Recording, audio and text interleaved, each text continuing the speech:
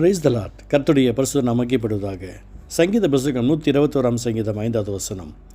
கர்த்தர் உன்னை காக்கிறவர், கர்த்தர் உன் வலது பக்கத்திலே உனக்கு நிழலாக இருக்கிறார். ஹல்லேலூயா. கர்த்தர் உன்னை காக்கிறவர். யாரைத்தம்மா காக்கிறாரு? யாரெல்லாம் அவருடைய பாசத்திற்காகவும் நேசத்திற்காகவும் ஒத்தாசைக்காகவும் காத்திருக்கிறார்களோ, எதிர்பார்க்கிறார்களோ, ஏக்கத்தோடு இருக்கிறார்களோ அவர்களை கர்த்தர் காப்பார். இன்று தினத்தில் நாம் இஷ்டப்படி ஓடிக்கிட்டு இருக்கும்போது கர்த்தர் நம்மளை காக்க மாட்டார்.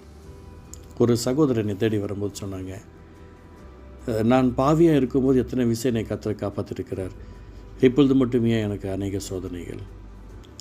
நீதிமானுக்கு ஒரு தண்டனை பூமிக்குள்ளே சரிக்கு சரி கட்டப்படும். பரலோகத்தில் தண்டனை கிடையாது. இந்த பூமியிலே ஒருத்தவங்க வந்து தீமையை அனுபவிச்சாங்கன்னா பரலோகத்தில் சந்தோஷத்தை அனுபவிச்சிருவாங்க.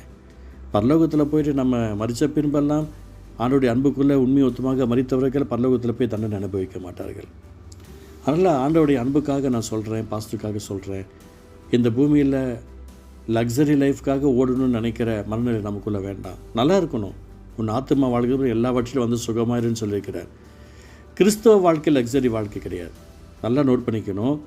ஊழியர்களுக்கு நல்ல காரு பங்களா இப்படி நல்ல வசதியான வாழ்க்கை என்பது அது வேறு.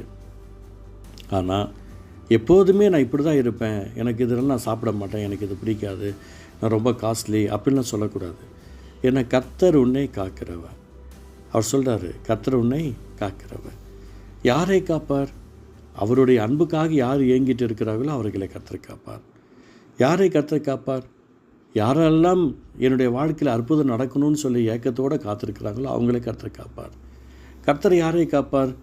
யாரெல்லாம் அவருடைய நாமத்திற்காக ஓடணும்னு நினச்சிக்கிட்டு ஓடிக்கிட்டு இருக்கிறாங்களோ அவங்களை கர்த்தர் காப்பார். எனக்கு பிரியமானவர்களே, நம்முடைய வாழ்க்கையில் குறைவுகள் நிறைவாய் ஓடிக்கிட்டு இருக்கு இல்லையா?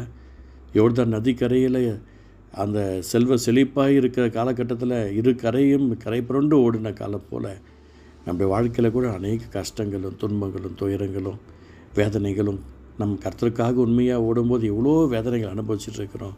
கர்த்தர் உன்னை காக்கிறவர் என்று வேதம் சொல்லுகிறத பார்க்குறோம். எனக்கு பிரியமானவர்களே, ஆண்டவர் நமக்கு ஒரு பெரிய அற்புதத்தை செய்ய வல்லவராக இருக்கிறார்.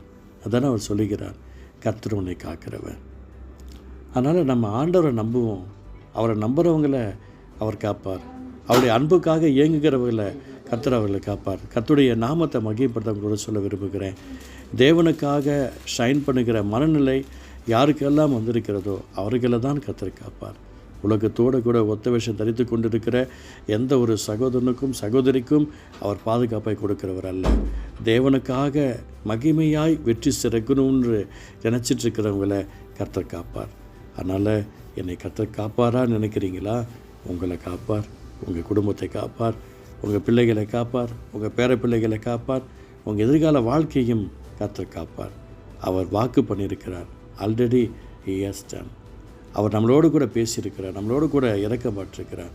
அவர் உங்களை காப்பார். ஜெபிக்கலாமா?